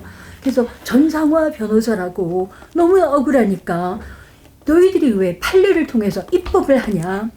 국회에서도 입 딱 다물고 있고요. 헌법재판소는 너가 멋대로라고 일반 재판소를 팽개치고 이게 우리나라의 헌법재판소. 이게 간이 배 밖에 나왔거나 아니면 중불이 났거나 둘 중에 하나다 이런 말씀 드리고요. 이제 직접민주정에 대해서 제가 몇 가지만 말씀드리고 싶은 게 있어요. 그게 뭐냐면 요즘 박근혜 그리고 윤석열 12.3 사태를 계기로 해서 시민들이 막 길거리를 쏟아져 나오는 거예요. 거기에는 촛불도 있고 태극기도 있는데요. 둘 다 우리 시민들이에요. 둘 다. 이걸 다 싸잡아가지고 우리가 그 민주정치를 해야 되겠는데 그런데 요즘에 그 시민단체에서 이제 한쪽에서는 국민투표, 국민발안, 국민소환 이런 걸 얘기하고 또 한쪽에서는 시민의회를 만들어 가지고 우리가 막 좋은 결정을 하자 이렇게 얘기하는 거예요. 그런데 좋은 결정은 물론 좋지만 장고 끝에 악수 드는 수도 있잖아요. 민주정치의 핵심은 뭐냐면 권력에 대한 견제와 처벌이에요. 그런 권한이 없으면 안 되는 거예요. 조금 전에도 말씀드렸지만 아니 헌법재판관 40명을 임명하지 않는 사태가 위헌도 아니고 위법도 아니다. 이따위 소리를 하는 헌법재판관은 당장에 탄핵해야 되는 것이죠. 왜냐하면 그 자체가 위헌이기 때문에. 그런데 제가 민주정치와 관련해서 직접 민주정치라는 말을 하는데 사실은 직접과 간접 민주정치는 따로 가는 게 아닙니다. 저는 고대 그리스 민주정치를 전공했는데요. 거기는 그냥 민주정치가 있을 뿐이고 거기에서도 관리가 있고 의회가 있고 해요. 그런데 마지막 처벌과 마지막 결정권을 누가 갖고 있냐면 민회에서 갖고 있기 때문에 호민주정치죠. 민이 중심이 되는 거예요. 그런데 12.3 사태와 관련해서 제가 말씀드리고 싶은 것은 뭐냐면 윤석열은 자기가 생긴 대로 쿠데타를 일으킬 수가 있단 말이에요. 그러면 그걸 보고 네가 왜 그런 짓을 하냐 이렇게 얘기할 필요가 없어요. 왜냐하면 사람은 생긴 대로 하거든요. 김복형이 야 헌법재판관 임명 안 했는데 이거는 위헌도 위법도 아니다 이렇게 얘기하면 그거는 그 사람의 생각이기 때문에 야 네가 그래가지고 되나 이렇게 얘기할 필요가 없는 거예요. 우리는 뭘 해야 되냐 항상 주체를 우리 자신에게 두고 우리는 거기에 대해서 어떻게 대처를 해야 될 것인가만 생각하면 된단 말이에요. 그런데 윤석열을 체포해서 구금을 했습니다. 그랬더니 지기현 판사가 날로 계산 안 하고 시간으로 지원자 계산을 한 거예요. 그랬더니 또 심우정이 앉아가지고 이걸 딱 받아가지고는 이거 뭐예요? 항고도 안 해. 자, 그랬을 때 지기현이 네가 왜 그러냐, 심우정이 네가 왜 그러냐 이럴 필요가 없어요. 왜냐하면 이게 정확하게 법을 어긴 거니까 현행범이거든요. 당장 체포해야 되는 거였어. 그러니까 그 사람들이 어떤 행위를 하든 그것은 그 사람의 결정이고 그러면 우리는 그 사람을 욕을 할 필요가 없다. 대처를 해야 되는 거예요. 그런데 그 대처가 안 되는 게 우리나라 민주정의 잘못이다. 지금 민주당에서 뭐라고 했냐면 심우정이 괘씸하니까 그 딸내미 뭐 취직했는 거 그거 무슨 특권을 한 거 아니냐. 아니 딸내미 그런 거야 뭐 나중에 할 수가 있지만 지금 우리가 뭘 해야 되냐면 심우정을 벌하는 게 중요한 게 아니라 지기현과 심우정이 합작을 해서 어쨌든 합작을 해가지고 윤석열이 탈옥을 했어요. 그래서 그거는 일종의 불법인 것이죠. 그러면 지기현을 처벌하고 심우정을 처벌하기 전에 뭘 해야 되냐면 불법적인 탈옥이라고 생각이 됐을 때 수단과 방법을 가리지 않고 이거 불법이니까 제자리에 돌려놓는 작업부터 먼저 해야 된단 말이에요. 이게 안 되는 거예요. 이게 안 되는 거예요. 그래서 그 윤석열이 왜 12.3 사태를 일으켰냐, 지기현이 왜 그런 판결을 시간으로 계산했냐 이렇게 얘기할 필요가 없다. 우리가 이런 질곡에 당해서 어떻게 대처해야 되는가 하는 점에 그러니까 그 중심을 그 사람들에게 두는 게 아니라 어떻게 교정할 수가 없어요. 우리가 어떻게 할 것인가를 얘기해야 된다. 심우정 딸내미 데리고 얘기할 게 아니다. 이런 말씀을 드립니다. 사실 뭐 한덕수 대행이나 최상목 뭐 대행의 대행이나 다 현행범이잖아요. 그러니까 헌법과 법률을 다 어긴 현행범인데 오히려 엊그제 한덕수 양반 기세 등등 해가지고 하는 걸 보고 저는 딱 무슨 생각이 들었냐면, 미군정 때 다들 이 친일파들 일왕의 항복선언 듣고 다 도망갔다가 미군정 이승만 때 다시 와가지고 기회등등한 그게 딱 오버랩이 됐어요. 저는 12.3 내란이 그냥 윤석열 혼자 또라이라고 일으킨 게 아니라 저는 이승만 시대의 도래라고 보는 겁니다. 이 지금 뉴라이트 이쪽 세력이 계속 이제 이승만은 국군의 문에 띄우잖아요. 그 다음에 건국절을 띄우고, 건국절을 왜 띄우냐면은 이 사람 원래 우리나라 건국은 1919년 3.1혁명의 결과물로 1919년 4월 11일 날 대한민국이 건국됐어요. 그래서 건국 훈장들이 있잖아요. 그런데 이 사람들은 1948년 8월 15일이 건국이라는 거죠. 그 얘기가 뭐냐면 1945년 8월 15일에 원래는 다 처벌받고 이 프랑스식으로 다 사형당했어야 될 인물들이 미군정과 이승만이 다시 끌어들여가지고 사회 주류가 됐습니다. 그러니까 45년부터 48년 8월 15일 한국정부 수립일까지는 이 친일 매국 세력들의 세상이었어요. 그 기간이 건국기간이라는 거예요. 그러니까 그 이전에 이 대한민국이 있던 거는 부정을 하고 그러니까 대한민국이 사람들이 없었으니까 우리는 그 당시 국적이 일본이었다. 1910년 8월 29일 일본이 우리나라를 점령했을 때 일본이 어떻게 했냐면 이 조선은 메이지 헌법의 적용 대상에서 제외함. 그 헌법 적용을 안 했어요. 아니 헌법 적용 안 받는 국민이 있어요? 그리고 그 일본 국적을 받은 적이 없어요. 이거는 호사카 유지 교수님이 상당히 연구를 많이 하셨는데 우리는 일본 국적을 일제 때 받은 적이 없어요. 그 해외 나갈 때 임시 여권을 마지못해 임시 여권을 주면 거기도 조선인으로 취급했지 그 받은 적이 없어요. 그래서 결국은 이게 다 맥락이 같은 건데요. 그래서 결국은 우리가 미군정 이승만 시대를 거쳐가지고 제대로 된 친일 청산을 못했기 때문에 저는 우리 사회의 모든 이 불합리, 비극의 뿌리 찾아보면 이 분단 상황과 그 다음에 친일잔재 청산무단 여기에 있다라는 결론에 다다르게 됩니다. 그리고 그거보다 조금 더 한 발 앞서 나가면은 이 농민혁명이 실패한 데에서도 이유를 찾을 수가 있을 건데요. 그 부분은 동학학교 회장인 이명진 교수님이 그 당시 집강소가 있었잖아요. 이 집강소가 사실은 직접민주주의를 실천했던 그런 장소라고 알고 있는데 그 부분에 대해서 조금 말씀해 주시면 어떻게 지금 우리가 현대화해서 적용할 수 있을 것인가 아마 고민하셨을 것 같은데 그 부분은 조금 말씀해 주세요. 예. 동학은 뭐 여러분 아시다시피 이제 그 1860년 4월 5일 날 이제 수은 최재우가 창도를 한 거죠.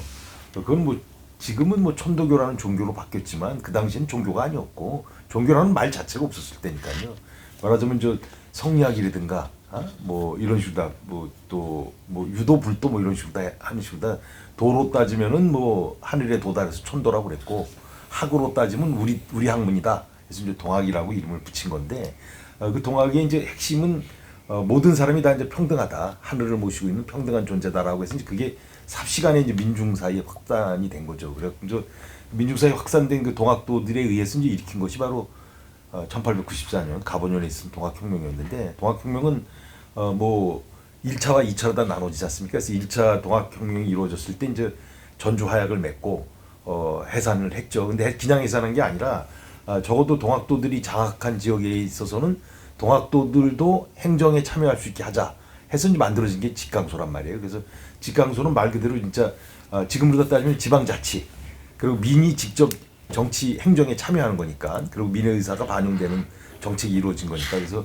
우리로서는 최초의 민주주의적 실험이었다라고 평가되는 게 직강소 아닙니까? 실제로다가 2022년에 동학혁명 당시 기록물들이 유네스코에 등재가 됐어요. 세계 기록유산으로다가 그때도 유네스코에서 다른 것보다도 직강소에 굉장히 주목했어요. 그래서 직강소는 동아시아 정치의 하나의 새로운 모델이다. 동아시아 민주주의 실험의 모델이다라고 할 정도로 유네스코에서 직강소를 굉장히 주목했습니다. 그래서 우리는 어떻게 보면 자치적인 민주주의를 한 나라라고 볼 수 있어요. 직강소 정치를 놓고 보면은. 근데 이제 그게 뭐 이제 우리가 일제 강점기도 거쳤고 그런 과정 해방 이후에도 또 이제 많은 이런 혼란을 겪으면서 이제 오늘의 이제 차지하게 된 것인데 그 직강소 정치의 그 원뜻은 지금도 여전히 살아있다고 봐요. 민의, 그러니까 각 지역에 있는 그 국민들이 자기 행정과 자기 정치에 직접 참여하는 거, 이게 이제 민주주의고 그게 지방자치 아닙니까? 그래서 그런 면에서 이제 지방자치는 지금도 살아있다.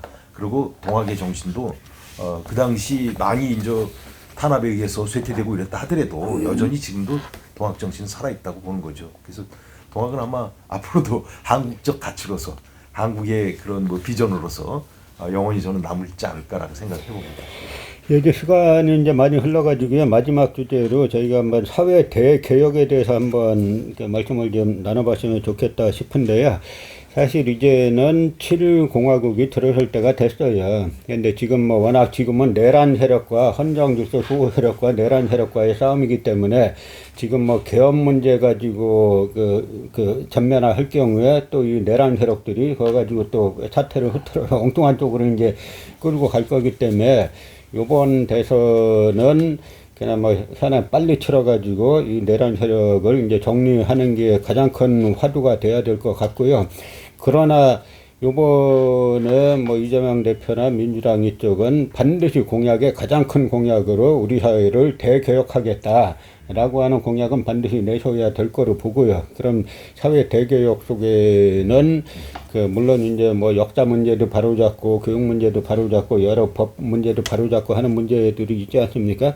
근데 저는 보면은 이 윤석열 정권이 이렇게 쿠데타까지 일으키고 하게 된 뿌리를 찾아보면 다 친일 문제가 있어요. 그래서 뭐 윤석열 대통령 뭐 부친이 일본 유학 가서 뭐 했다 하는 뭐 그런 이야기 정도뿐만 아니라 사실 윤석열 정권의 핵심 이데올로거들이 대부분 이제 뉴라이트 세력들이잖아요. 그럼 뉴라이트 세력은 저희가 두 종류로 볼 수가 있는데요. 하나는 옛날 80년대 운동권의 이제 조사파 세력들, 그러니까 주체사상파 세력들이 나중에 북한 갔다가 전향해가지고 극우 친일로 전향한 이쪽이 있고, 또 하나는 일본 서울대 안병직 교수처럼 일본 갔다가 안병직 교수도 처음에 마크시스트 역사 경제학자라고 하다가 일본 가서 일본의 시스템에 엮여가지고 이제 완전히 또 친일로 이제 돌아섰는데, 이런 사람들이 이데올로가 됐는데, 사실 그래서 지금 윤석열 정권 들어서 모든 대부분의 국가기관은 뉴라이트가 다 장악을 했고요. 또 하나는 뭐냐면 지금도 일본은 한국 사회를 관장하는 여러 세력들이 있어요. 관이 있고 민이 있습니다. 관에서도 하고 있고 민에서도 하는데, 이 관에서 하는 그 조직은 일본 내각에도 있다 그러고 공안에도 있다 그래요. 근데 이제 일본의 예를 들어서 친한파라 그러면 우리가 생각하는 친한파가 아니에요. 일본의 친한파는 한국을 다시 점령해야 되겠다라고 하는 세력들이 친한파인데요. 그 대표적인 인물 중에 하나가 옛날 나카소네 야스히로라는 인물이 있었잖아요. 이 인물이 일본 수상으로서는 최초로 그 야스쿠니 신사를 공식적으로 참배한 인물이에요. 8월 15일 날. 그런데 나카소네 야스히로가 그 상을 주는 게 있어요. 나카소네 상.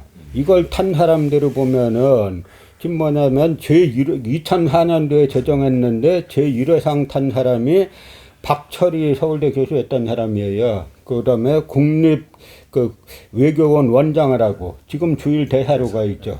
그러니까 이 한국 대사인지 뭐 일본 뭔지 알기 힘든 사람이고, 그 다음에 또 탄 사람이 이신화라고 고려대 교수인데 북한 인권 국제 협력 대사예요. 그러니까 낙하선의 상을 탄 사람의 입에서 북한 인권 얘기하면 북한 사람들이 이걸 받아들이겠냐 하는 거고요. 또 하나 더 심각한 인물은 2007년도에 낙하선의 상을 탄 사람이 김태효라는 국가안보실 1차장이잖아요.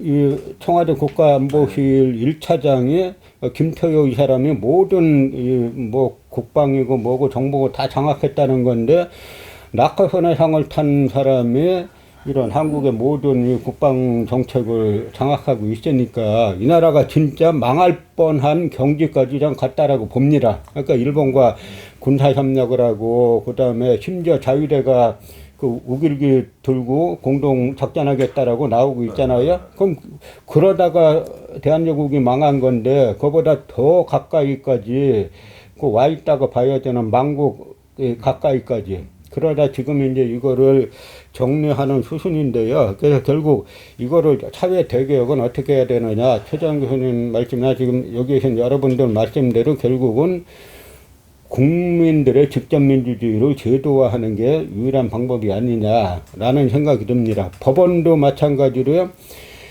예전에는 검찰청과 법원에 중앙정보부, 안기부 조정관이 나가 있었어요. 이 사람들이 다 했어요. 사실 검찰 뭐 청장 위에 안기부 조정관이 있었고 법원장 위에 안기부 조정관이 다 했는데 민주화 바람에 빠져나갔어요. 그러면 이 안기부 조정관이 하던 역할을 국민들이 해야 되는데 검찰은 자기네가 그냥 가져갔고 법원도 자기네가 가져간 결과 이런 상황이 나왔기 때문에 이거를 다시 이제 국민 권력으로 어떻게 제도화할 것인가 하는 이 부분, 특히 이제 법원 쪽 이쪽 부분은 우리 금병태 변호사님이 뭐 지금 공익행고자가 될까 뭐 그런데 이걸 검찰이나 법원을 갖다가 국민들의 그 민주적 통제를 하려면 그 제도적으로 어떻게 해야 된다고 생각하시는지 평소 생각하신 게 있으시면 좀 말씀해 주시죠. 예, 이제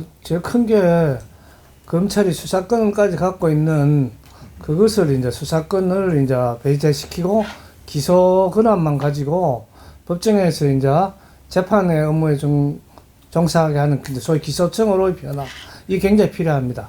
이 수사권은 경찰이나 뭐 하여튼 다른 기관에서 하면 되고, 그다음 법원에서도 이게 민의가 많이 들어갈 수 있도록 배심원 제도를 뭐 활성화하고, 이런 이제 뭐 그리고 아까 말씀한 헌법재판소 같은 데서 그 판결에 대해서 재심사할 수 있는 이런 견제 장치도 마련하고, 하여튼 그 두 가지만은 아주 급선무일 것 같아요. 그 두 가지 점이라도 이루어진다면 상당히 이제 발전을 할 것 같고, 그리고 또 우리나라 법률에는 처벌 조항이 굉장히 많다고 그럽니다. 이게 어떻게 보면은 야당의 요구 또는 일반 그 뭐 노동계나 이런 의료계나 뭐 이런 어떤 건전한 사회단체라고 할 수 있는데, 이런 사회단체에서 요구해가 들어간 처벌 조항들이 많아요.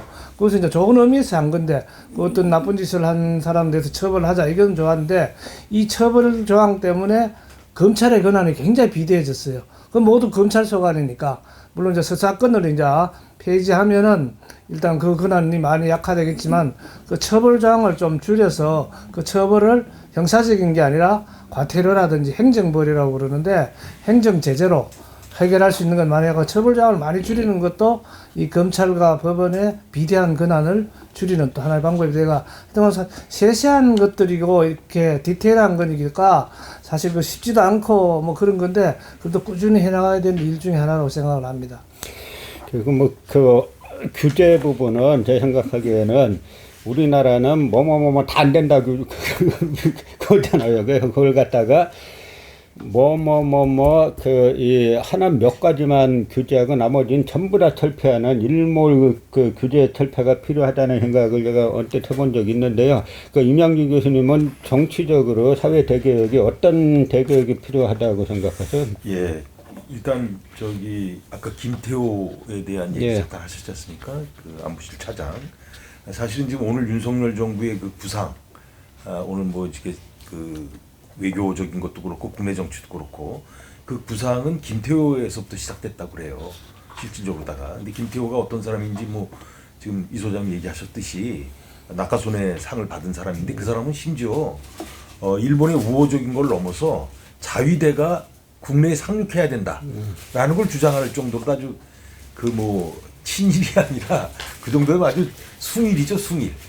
일본을 숭배하는 그런 대표적인 인물인데, 그에 의해서 지금 윤석열 정부가 모든 것이 다 조정됐다. 그러니까 뭐 그 뉴라이트 세력이 쫙 깔린 것도 그렇고, 모든 것이 다 이제 김태호의 조종이다라고 했는데, 지금 아직까지 드러나지 않은 게 12.3 내란 사태에 김태호의 흔적이 지금 안 나타나고 있어요. 그게 수사 들어가서 이제 그것까지 밝혀져야 된다고 저는 믿고 있는데, 여하튼 우리 사회의 근본적 개혁은 이런 이제 그 소위 그 숨어 있는 그런 그 뭐 친일 세력이면 친일 세력이고 부패 세력이면 부패 세력인 요것들을 빨리 색출해야 돼요. 그리고서 이제 진짜 민주주의를 시작해야 된다고 저는 봅니다. 그래서 말씀대로 뭐 차기에 어떤 정부가 들었든지 간에 그런 사회 대개혁을 선언해야 되는데 거기에는 기본적으로 저는 우리 사회가 민주주의 사회를 지향하고자 한다면은 적어도 민주주의 대원칙, 뭐 민주주의는 우리 최 교수님 앞에 계시니까 좀 얘기하기 그렇습니다만은 그리스에서 그 뭐 BC 5세기에 시작된 거 아닙니까? 근데 그때 이제 헤로도토스라는 역사가가 민주주의라는 데모크라시라는 단어를 만들어내는데 이제 데모스와 크라토스 또는 크라티아라는 그 민중의 지배라는 의미로서 데모크라시라는 단어를 만들어냈지 않습니까? 근데 헤로도투스가 세 가지 원칙을 얘기했어요. 그 당시 첫 번째는 법 앞이 평등이고 두 번째는 이 토론. 그러니까 국민들이 거기 참여하는 시민들이 참여해야 돼. 시민의 참여, 토론의 참여. 그리고 이제 마지막 세 번째가 이제 공직자에 대한 적절한 통제 수단이 있어야 된다. 요 세 가지가 민주주의의 대원칙이에요. 근데 지금도 여전히 이건 유효하잖아요. 그래서 우리가 민주주의를 지향하고자 한다면은 적어도 이 세 가지가 통용되는 사회가 이루어져야 돼요. 그래서 법 앞이 평등하다는 것이 말만 평등이 아니라 실제 세계에서 평등해져야 돼요. 우리가 사는 이 사회에서 또 공직자에 대한 그런 그 적절한 통제 수단이 있어야 돼요. 우리 지금 문제되는 거 다 헌재라든가 또는 뭐 하다못해 윤석열 대통령까지도 자기 이상의 권력을 행사한 거 아니에요. 자기는 행정부의 수반이지 입법부를 통제할 권한이 없는 사람이야.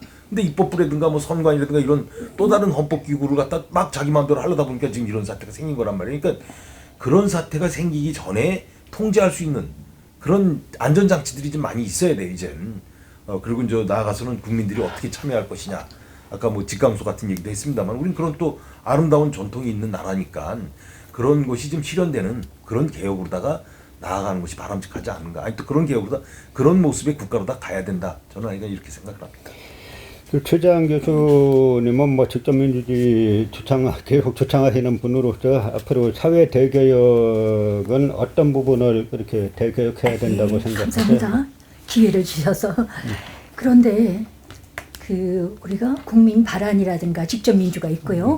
그 다음에 또 시민의회 운동하시는 분이 있는데 이런 것이 제도화되는가 안 되는가를 떠나서 왜냐하면 입법이 되고 제도화된다는 것은 그런 게 제도화돼서 이런 게 발달되는 게 아니라 원래 법이라는 거나 가장 늦게 따라가는 거예요. 그래서 지금 우리가 하듯이 목소리를 우리가 직접 높이고 주체를 우리 자신에게 두고 대처를 했을 때 입법은 나중에 따라오게 된다. 지금 우리가 굉장히 잘하고 있다. 이런 말씀을 드리고 그러니까 제도적인 뭐 직접 민주나 민주화가 되기 전에 우리가 직접 민주적인 활동을 하면 제도화가 된다. 행동이 먼저다. 이런 말씀을 드리고요. 그 다음에 또 한 가지는 윤석열 지지자들이 뭐라고 얘기하냐면 이렇게 얘기해요. 쿠데타는 12.3 이것은 합법적이다. 이유가 뭐냐? 이것은 고도의 정치적 행위다. 이렇게 얘기하는 거예요. 그래서 그게 제가 생각할 때에는 윤석열이나 윤석열 지지자들만 잘못해서 그런 게 아니라 지금 제도 자체가 대통령을 견제할 수 있는 국민투표 제도가 만들어져 있지 않다는 제도적 결함을 상징하는 것이다. 이 말씀 드리고요. 그러니까 대통령이 어떤 행위를 했을 때 최종적인 정통성을 갖는 국민투표 제도가 있어야 되는데 그게 없으니까 감히 그 선출된 자가 쿠데타를 일으키고 국회에 군대를 투입하면서 그것이 합법적이었다. 이렇게 얘기할 수가 있단 말이에요. 그것은 저는 이것이 바로 윤석열의 잘못을 떠나서 제도적인 함정이다. 이 제도를 야당도 감당을 못해요. 왜냐하면 고도의 정치적 행위라고 얘기했을 때 야당이 감당을 못하는 것이죠. 거기에는 국민투표밖에 정통성 있는 게 없다는 말씀 드리고요. 또 한 가지 제가 마지막으로 드리고 싶은 것은 윤석열이 쿠데타를 일으킬 것이라는 예감이 있었어요. 그런데 꾸대를 일으킬 때까지 기다렸던 겁니다. 이거 자체가 잘못된 거다. 왜냐하면 이 권력이라는 것이 비수와 같은 것이기 때문에 그런 징조가 보이면은 미리 예방할 수 있는 제도가 있어야 되는 거예요. 그것은 불법, 위법을 떠나서 정치적인 행위인데요. 주인인 국민은 이거 뽑아놨는데 이거 수틀리겠다. 그러면 위법, 불법을 떠나서 너 나가줘. 이렇게 얘기할 수가 있어야 되는 거예요. 그러니까 모든 권리는 법을 어길 때까지 기다린 게 아니라 예방적 정치행위죠. 그래서 옛날에 고전적 민주주의라고 하는 아테네에서는 딱 보고 낌새가 있으면 바로 도편 추방을 하는데, 도편 추방은 6,000표 보는 게 상당히 들었거든요. 근데 그 도편 추방은 증거가 필요 없어요. 너 마음에 안 드니까 나가달라. 이렇게. 그러면 당하는 쪽은 좀 억울하겠죠. 억울해도 나가야 되는 거예요. 그런 억울함, 그런 위험 부담을 갖기 싫으면 아예 정치계에 나오면 안 되는 겁니다. 이것이 국민들의 권리예요. 도편 추방은 예방적인 기제입니다. 그래서 예를 들어서 윤석열이 꾸대를 일으킬 것 같다. 그럼 우리는 예방적으로 법을 어기기 때문이 아니라 위험하니까 너 나가줘. 이런 제도 좀 만들어야 된다. 국민 발안이 그래서 필요한 거다. 모든 것을 미리 예방할 수 있는 것은 국민 발안권과 국민이 국민투표에 붙일 수 있는 국민투표 보위권, 이거를 획득하지 않으면 오늘날의 질곡은 다시 발생한다. 이 말씀을 드리겠습니다. 예, 저는 오랜 시간 동안 우리나라 역사학계의 친일 문제, 식민사관 추종 문제를 이제 비판해 왔는데, 저는 역사학계만 이제 비정상이라도 혼자 알았더니, 이번에 보니까 뭐 역사학계뿐만 아니라 역사학계도 조금 정도가 심했지, 우리 사회의 전반적인 아직까지도 이 분단과 친일 문제 해결 못한 이게 이렇게 쭉 왔구나라는 생각이 들고요. 그래서 이번엔 반드시 문재인 정권이 저렇게 몰락하고 결국 이제 뭐 윤석열을 검찰총장으로 임명한 것뿐만이 아니라 집권 초기부터 식민사학자고 손잡고 우리 역사 난도질을 했어요. 그게 가장 큰 잘못이 그거라고 보고요. 그래서 다시는 이제 그런 일이 발생하면 안 되겠다라고 하고, 이번엔 과거처럼 그냥 민주당에 무조건 정권 주는 게 아니라 확실히 어떻게 할 건지, 사회 대교육을 어떻게 할 건지 요구를 하고, 확실히 답변을 받아내고 각 분야 어떻게 할 건지 이걸 받아야 된다라는 이제 생각이 듭니다. 아마 이번 사태를 통해서 이제 민주당도 이 국민들의 진정한 지지가 없으면은 이거 다 우리 제도 이거 다 허수아비다라는 거를 이제 절실하게 느꼈을 거니까, 그 당시보다는 이게 촛불 때보다는 그 같이 이제 가고자 하는 생각들이 좀 있지 않나라는 대화들을 좀 이제 하는 것 같아요. 마지막으로 이제 시간만이 흘렀는데, 마지막으로 이제 하실 말씀 이제 짧게 한 멘트씩 이렇게 하시고 이제 정리를 하겠는데, 다시 한번 우리가 이제 선거 기간 때나 저희가 다시 한번 현안을 가지고 모여가지고 하는 시간을 한번 이제 가졌으면 좋겠다라는 말씀 드리면서, 이제 이명진 교수님부터 쭉 순서대로 한 말씀 정리 멘트를 해주시죠. 예. 이번 12.3 내란 사태로 인해서 대혼란에 빠졌습니다. 우리 사회가. 그런데 또 위기는 기회라고, 차라리 이번 기회를 통해서 그동안 우리 사회가 얼마나 소위 적폐라고 하는 숨어있는 악의 이 존재들이 드러났다라고 평가할 수 있습니다. 그래서 차라리 이번 기회에 조금 뭐 불편하고 힘들긴 하지만 이걸 계기로 인해서 우리 사회의 잘못된 부분이 어딘지 제대로 밝혀지는 계기가 되지 않았나 싶습니다. 그래서 이런 것이 우리가 또 한 단계 업그레이드되는 과정이라고 생각하고, 지금은 좀 힘들지만 잘 좀 극복해 나갔으면 하는 생각입니다. 예.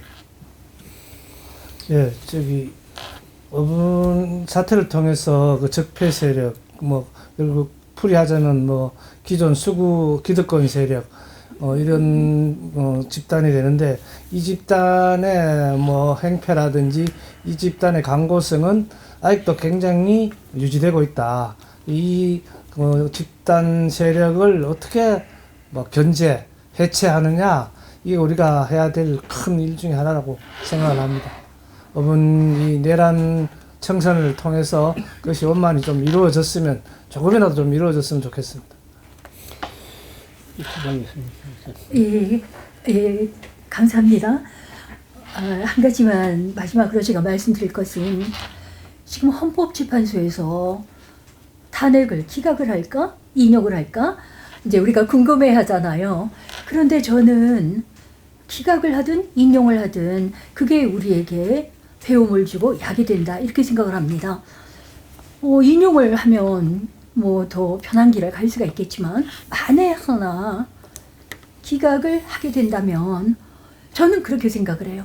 제가 만일 헌법재판관이다 이렇게 생각했을 때 내가 바른 말을 하기가 참 겁이 난다. 왜냐하면 감목소에 있던 쿠데타를 일으킨 사람이 어떤 합법적이지 못한 길을 통해서 바깥에 나와 있는데 아주 등등하게 살아있단 말이에요. 그러니까 이게 불법이 판을 치는 세상이에요. 그런데 내가 헌법재판관으로서 합법적으로 재판하는 게 무슨 의미가 있을까? 불법이 판을 치고 있으니까 나도 겁이 난다. 왜? 그 사람이 바깥에 나와 있으니까 저는 그렇게 겁을 먹을 것 같아요. 그래서 바른 말이 입에 안 나올지도 모른다. 물론 지금 헌법재판관님들께서 저와 같이 이렇게 비겁한 사람인지는 모르겠으나 이제 그런 가능성이 있다, 이런 생각을 하고요. 헌법재판소에서 인용을 하라고 막 요구하기 전에 우리는 뭘 해야 되냐? 합법적이지 않은 편법을 통해서 나와 있는 윤석열부터 먼저 제자리에 돌려놓지 않으면 우리는 헌법재판소에 대해서 인용을 하라 이렇게 얘기할 자격이 없는 사람들이다, 이런 말씀을 드립니다.